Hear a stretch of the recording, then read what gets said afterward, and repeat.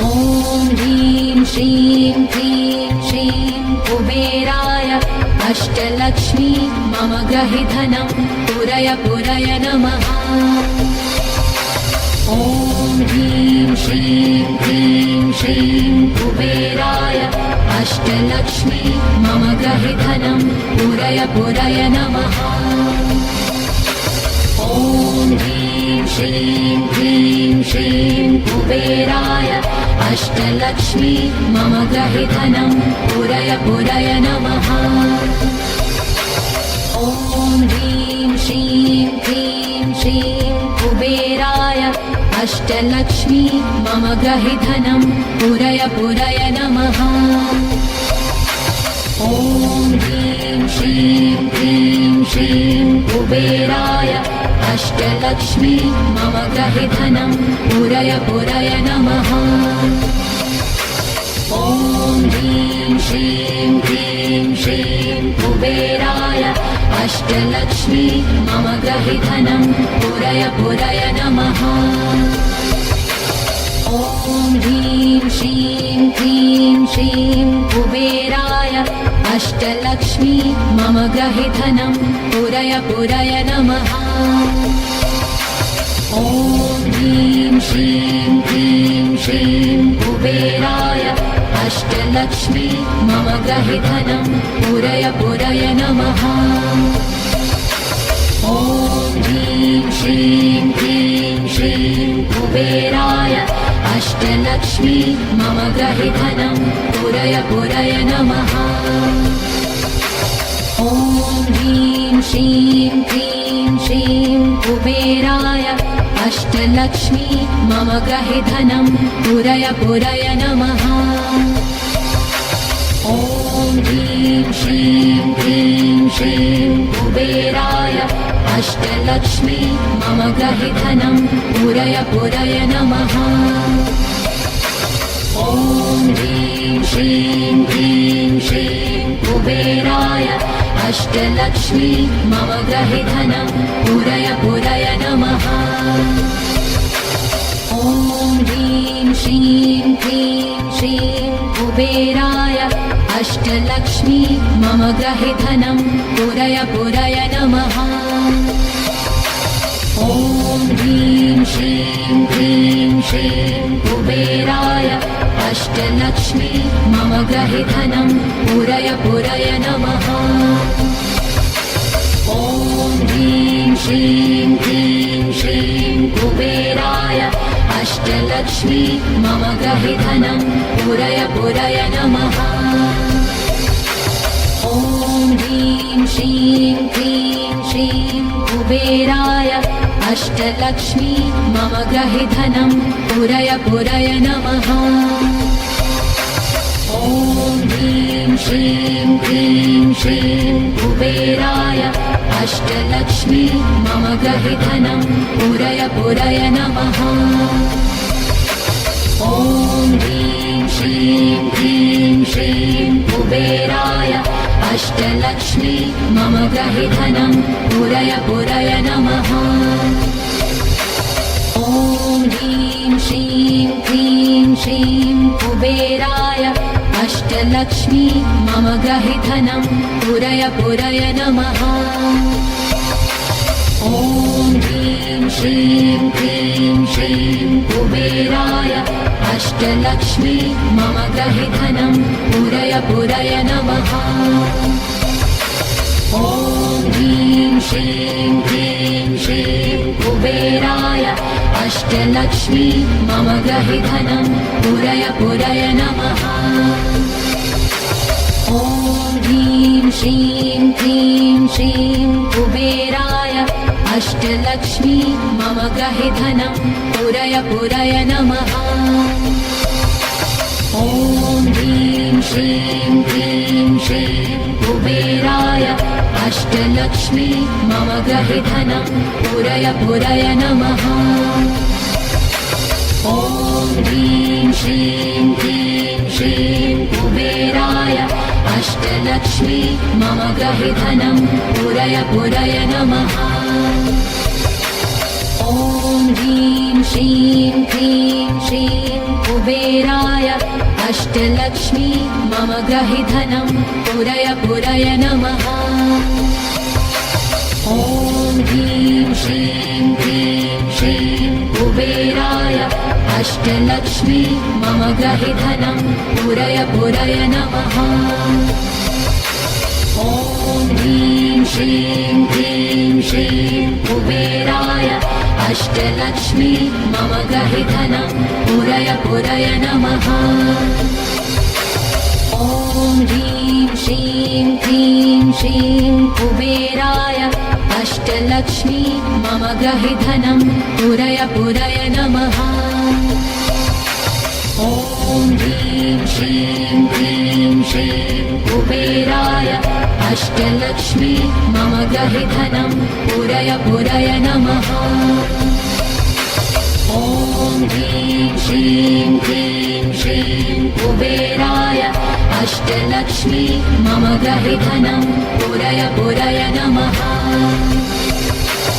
ॐ ह्रीं श्रीं क्लीं श्रीं कुबेराय अष्टलक्ष्मी मम गहि धनं पुरय पुरय नमः।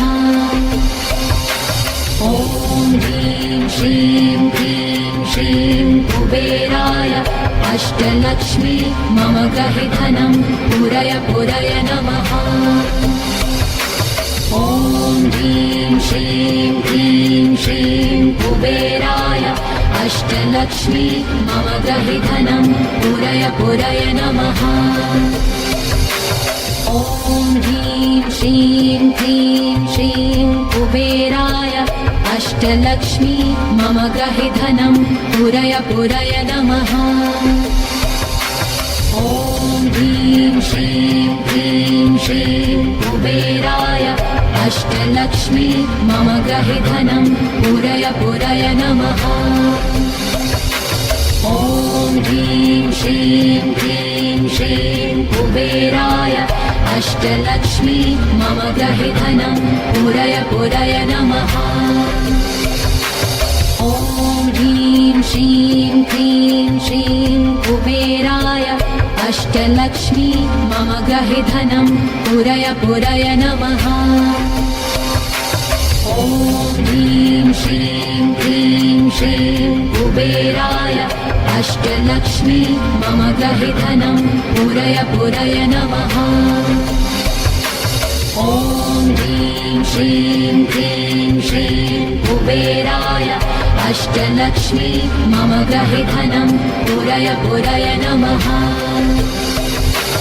ॐ ह्रीं श्रीं क्लीं श्रीं कुबेराय अष्टलक्ष्मी मम गहि धनं पुरय पुरय नमः।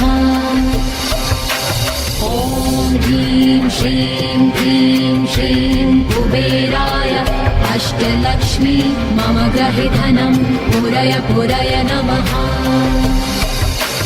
ॐ ह्रीं श्रीं क्लीं श्रीं कुबेराय अष्टलक्ष्मी मम गहि धनं पुरय पुरय नमः। ॐ ह्रीं श्रीं क्लीं श्रीं कुबेराय अष्टलक्ष्मी मम गहि धनं पुरय पुरय नमः। ॐ ह्रीं श्रीं क्लीं श्रीं कुबेराय अष्टलक्ष्मी मम गहि धनं पुरय पुरय नमः। ॐ ह्रीं श्रीं क्लीं श्रीं कुबेराय अष्टलक्ष्मी मम गहि धनं पुरय पुरय नमः। ॐ ह्रीं श्रीं क्लीं श्रीं कुबेराय अष्टलक्ष्मी मम गहि धनं पुरय पुरय नमः। ॐ ह्रीं श्रीं क्लीं श्रीं कुबेराय अष्टलक्ष्मी मम गहि धनं पुरय पुरय नमः। ॐ ह्रीं श्रीं क्लीं श्रीं कुबेराय अष्टलक्ष्मी मम गहि धनं पुरय पुरय नमः। ॐ ह्रीं श्रीं क्लीं श्रीं कुबेराय अष्टलक्ष्मी मम गहि धनं पुरय पुरय नमः। ॐ ह्रीं श्रीं क्लीं श्रीं कुबेराय अष्टलक्ष्मी मम गहि धनं पुरय पुरय नमः। ॐ ह्रीं श्रीं क्लीं श्रीं कुबेराय अष्टलक्ष्मी मम गहि धनं पुरय पुरय नमः। ॐ ह्रीं श्रीं क्लीं श्रीं कुबेराय अष्टलक्ष्मी मम गहि धनं पुरय पुरय नमः। ॐ ह्रीं श्रीं क्लीं श्रीं कुबेराय अष्टलक्ष्मी मम गहि धनं पुरय पुरय नमः। ॐ ह्रीं श्रीं क्लीं श्रीं कुबेराय अष्टलक्ष्मी मम गहि धनं पुरय पुरय नमः। ॐ ह्रीं श्रीं क्लीं श्रीं कुबेराय अष्टलक्ष्मी मम गहि धनं पुरय पुरय नमः। ॐ ह्रीं श्रीं क्लीं श्रीं कुबेराय अष्टलक्ष्मी मम गहि धनं पुरय पुरय नमः। ॐ ह्रीं श्रीं क्लीं श्रीं कुबेराय अष्टलक्ष्मी मम गहि धनं पुरय पुरय नमः। ॐ ह्रीं श्रीं क्लीं श्रीं कुबेराय अष्टलक्ष्मी मम गहि धनं पुरय पुरय नमः। ॐ ह्रीं श्रीं क्लीं श्रीं कुबेराय अष्टलक्ष्मी मम गहि धनं पुरय पुरय नमः। ॐ ह्रीं श्रीं क्लीं श्रीं कुबेराय अष्टलक्ष्मी मम गहि धनं पुरय पुरय नमः। ॐ ह्रीं श्रीं क्लीं श्रीं कुबेराय अष्टलक्ष्मी मम गहि धनं पुरय पुरय नमः। ॐ ह्रीं श्रीं क्लीं श्रीं कुबेराय अष्टलक्ष्मी मम गहि धनं पुरय पुरय नमः। ॐ ह्रीं श्रीं क्लीं श्रीं कुबेराय अष्टलक्ष्मी मम गहि धनं पुरय पुरय नमः। ॐ ह्रीं श्रीं क्लीं श्रीं कुबेराय अष्टलक्ष्मी मम गहि धनं पुरय पुरय नमः। ॐ ह्रीं श्रीं क्लीं श्रीं कुबेराय अष्टलक्ष्मी मम गहि धनं पुरय पुरय नमः।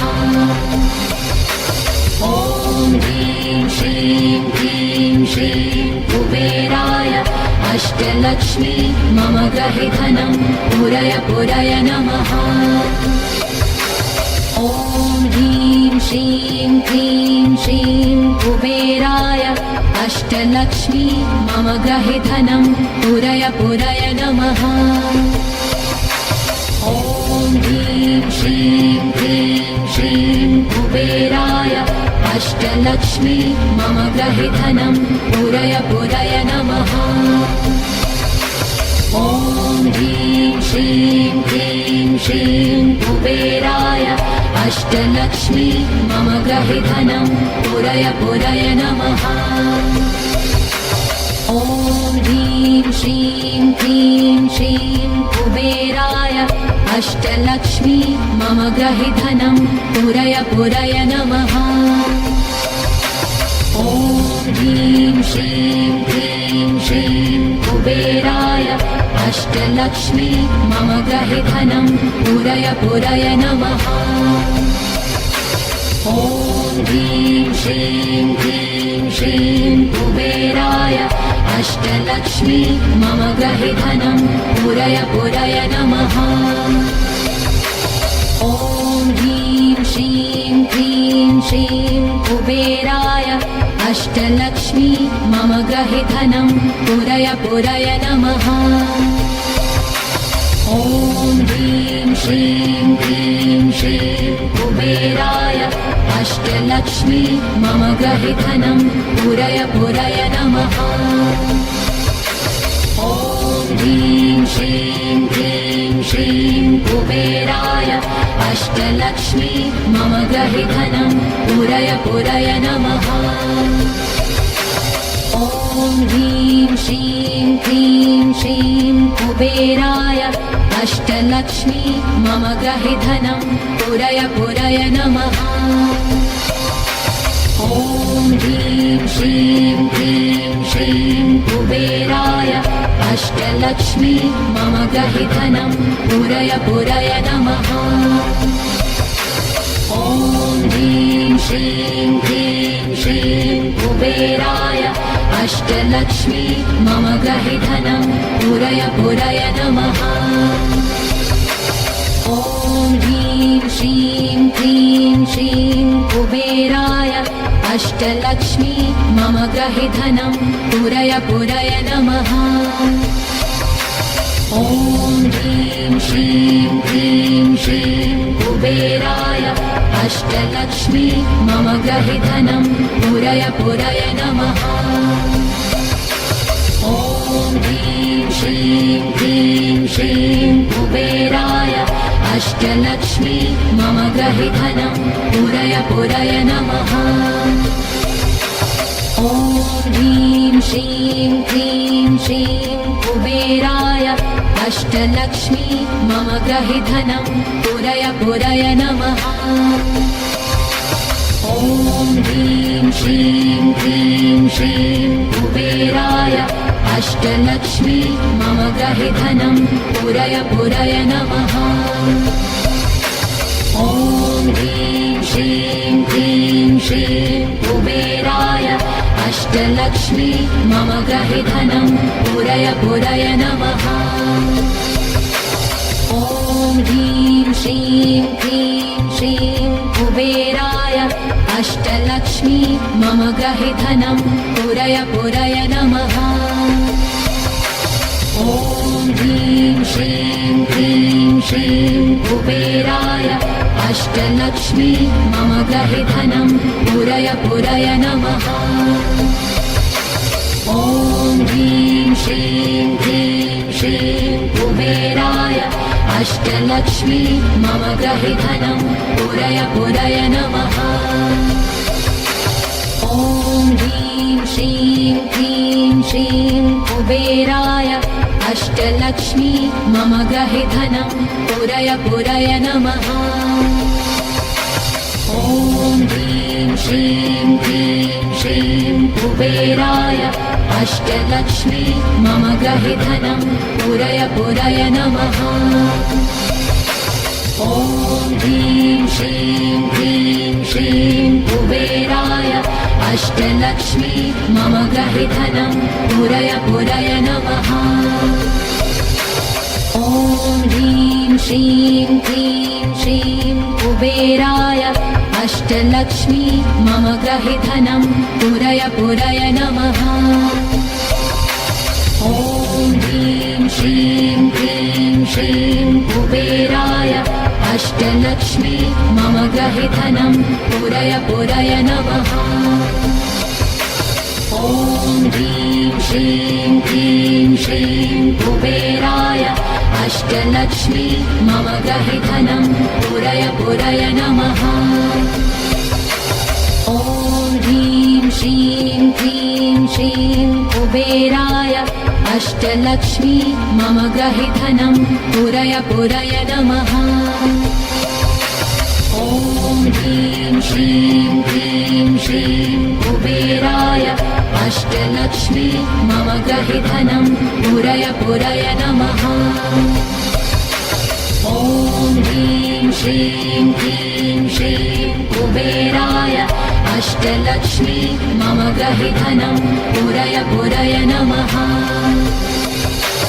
ॐ ह्रीं श्रीं क्लीं श्रीं कुबेराय अष्टलक्ष्मी मम गृहे धनं पुरय पुरय नमः। ॐ ह्रीं श्रीं क्लीं श्रीं कुबेराय अष्टलक्ष्मी मम गृहे धनं पुरय पुरय नमः। ॐ ह्रीं श्रीं क्लीं श्रीं कुबेराय अष्टलक्ष्मी मम गृहे धनं पुरय पुरय नमः। ॐ ह्रीं श्रीं क्लीं श्रीं कुबेराय अष्टलक्ष्मी मम गृहे धनं पुरय पुरय नमः। ॐ ह्रीं श्रीं क्लीं श्रीं कुबेराय अष्टलक्ष्मी मम गृहे धनं पुरय पुरय नमः। ॐ ह्रीं श्रीं क्लीं श्रीं कुबेराय अष्टलक्ष्मी मम गृहे धनं पुरय पुरय नमः। ॐ ह्रीं श्रीं क्लीं श्रीं कुबेराय अष्टलक्ष्मी मम गृहे धनं पुरय पुरय नमः। ॐ ह्रीं श्रीं क्लीं श्रीं कुबेराय अष्टलक्ष्मी मम गृहे धनं पुरय पुरय नमः। ॐ ह्रीं श्रीं क्लीं श्रीं कुबेराय अष्टलक्ष्मी मम गृहे धनं पुरय पुरय नमः। ॐ ह्रीं श्रीं क्लीं श्रीं कुबेराय अष्टलक्ष्मी मम गृहे धनं पुरय पुरय नमः। ॐ ह्रीं श्रीं क्लीं श्रीं कुबेराय अष्टलक्ष्मी मम गृहे धनं पुरय पुरय नमः। ॐ ह्रीं श्रीं क्लीं श्रीं कुबेराय अष्टलक्ष्मी मम गृहे धनं पुरय पुरय नमः।